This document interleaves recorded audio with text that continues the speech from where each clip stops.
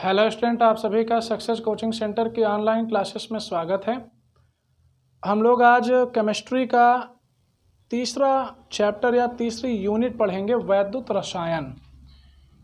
ये आज का टॉपिक होगा और क्या क्या सीखेंगे वो अभी आपको समझ में आ जाएगा। तो हमारा टॉपिक है वैद्युत रसायन। ये तीसरी यूनिट है, इकाई 3। तो सुने वैद्युत रसायन में क्या सीखना है। सबसे पहले आपको वैद्युत रसायन में सीखना है कि आखिर वैद्युत अपघट्य क्या होते हैं या विद्युत अपघटनी चालक क्या होते हैं। ठीक है, तो आप बताएंगे ऐसे पदार्थ जो जलीय विलयन में मुक्त आयनों की उपस्थिति के कारण विद्युत धारा का चालन करते हैं, वैद्युत अपघटनी चालक कहलाते हैं। और चूंकि इनमें प्रवाह आयन के कारण होता है, इसलिए इन्हें आयनिक चालक भी कहा जाता है। ठीक है, जैसे आप जानते हैं, जैसे कि आप बता सकते हैं तेजाब H2SO4, ये एक प्रकार का विद्युत अपघट्य भी है ना, जो जलीय विलयन में विद्युत धारा का चालन करता है। तो हमारा टॉपिक जो है वो मैं आपको एक एक करके बताता हूँ क्या सीखना है। सबसे पहले हमें सीखना है विद्युत अपघटनी चालक। ये हमारी पहली हेडिंग होगी कि विद्युत अपघटनी चालक क्या होते हैं। ठीक है, तो विद्युत अपघटनी चालक के बारे में आप सीखेंगे, तो मैं आपको बता दूं विद्युत अपघटनी चालक क्या होते हैं।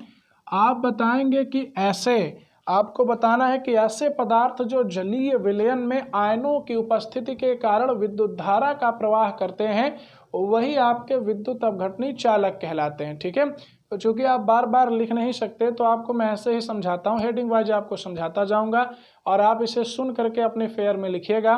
फिर से मेरी बात दोबारा सुनिए। जब आपसे पूछा जाए विद्युत अपघटनी चालक क्या होते हैं, तो आप क्या बताएंगे?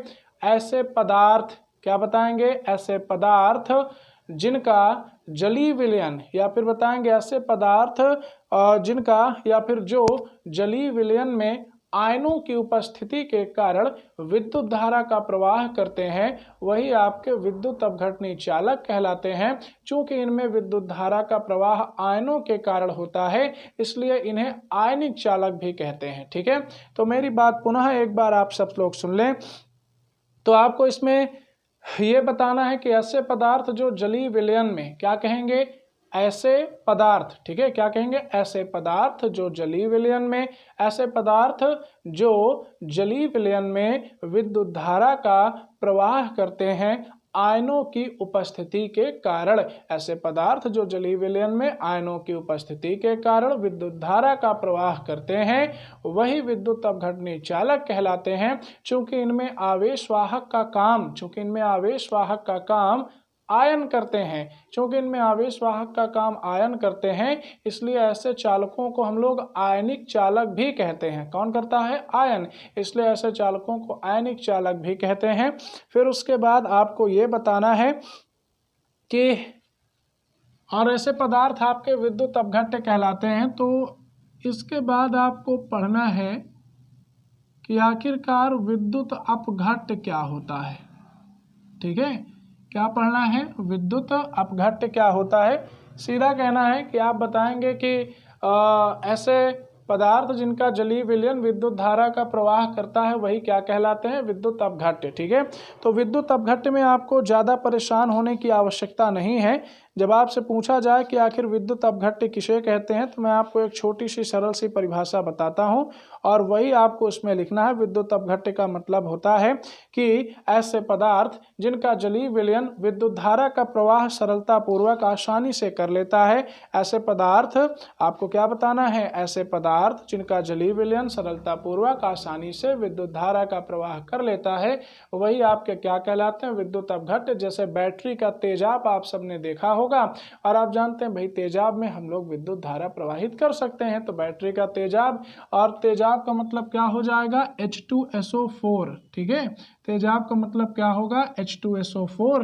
तो आप बताएंगे कि जो H2SO4 है ये आपका विद्युत अपघट्य है। ठीक, फिर आपको बताना है कि विद्युत अपघट्य आपके दो प्रकार के होते हैं।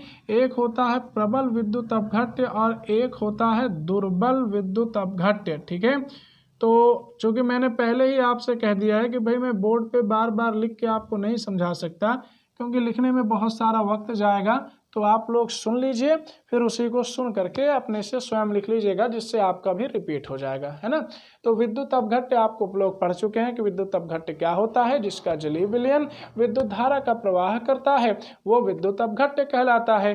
अथवा एक और परिभाषा होती है कि ऐसा विलयन जिसमें दो कार्बन या ग्रेफाइट की छड़ें डालने पर एक अपने आप प्लस हो जाती है और दूसरी अपने आप माइनस हो जाती है, एक धन विभव पर आ जाती है, एक ऋण विभव पर आ जाती है, ऐसे विलयन को कहते हैं विद्युत अपघट्य। बात समझ में आई? अच्छा, फिर से सुनिए, क्या कहेंगे? ऐसे विलयन, क्या कहेंगे? ऐसा विलयन जिसमें दो कार्बन या दो ग्रेफाइट की छड़ें डालने पर, ऐसा विलयन जिसमें दो कार्बन या दो ग्रेफाइट की छड़ें डालने पर एक छड़ स्वतः धन विभव हो जाती है और दूसरी छड़ ऋण विभव पर हो जाती है, ऐसे विलयन को कहते हैं विद्युत अपघट्य कहते हैं। ठीक है, और अगर ये ना याद हो तो क्या बताना है? पिछली परिभाषा। ऐसे विलयन या फिर ऐसा जलीय विलयन जो विद्युत धारा का प्रवाह करते हैं वो विद्युत अपघट्य कहलाते हैं। अब आप बताएंगे कि विद्युत अपघट्य आपके दो प्रकार के होते हैं। कौन कौन से? एक होता है प्रबल विद्युत अपघट्य और दूसरा क्या होता है? दुर्बल विद्युत अपघट्य। अच्छा हाँ, प्रबल की परिभाषा सुन लीजिए एक दो बार में। आप बताएंगे कि ऐसे विद्युत अपघट्य जो जलीय विलयन में पूरी तरह से आयनित हो जाते हैं। आप बताएंगे ऐसे विद्युत अपघट्य जो जलीय विलयन में पूरी तरह से घुल जाते हैं, पूरी तरह से आयनित हो जाते हैं, वो कहलाते हैं प्रबल विद्युत अपघट्य। क्या कहलाते हैं? प्रबल। एक बार और बताता हूं, फिर से सुनिए। ऐसे विद्युत अपघट्य जो जलीय विलयन में पूरी तरह से आयनित हो जाते हैं, टूट जाते हैं, आयनों में टूट जाते हैं, विभक्त हो जाते हैं, घुल जाते हैं, वो आपके कहलाते हैं प्रबल विद्युत अपघट्य। और ऐसे विद्युत अपघट्य जो जलीय विलयन में पूरी तरह से आयनित नहीं होते, पूरी तरह से नहीं घुलते, वो आपके कहलाते हैं दुर्बल विद्युत अपघट्य। ठीक है, क्या कहलाते हैं? दुर्बल विद्युत अपघट्य कहलाते हैं। तो प्रबल में आपने क्या सीखा? ऐसे विद्युत अपघट्य जो जलीय विलयन में पूरी तरह से घुल जाते हैं वो प्रबल विद्युत अपघट्य कहलाते हैं, और ऐसे विद्युत अपघट्य जो जलीय विलयन में पूरी तरह नहीं घुलते वो दुर्बल विद्युत अपघट्य कहलाते हैं।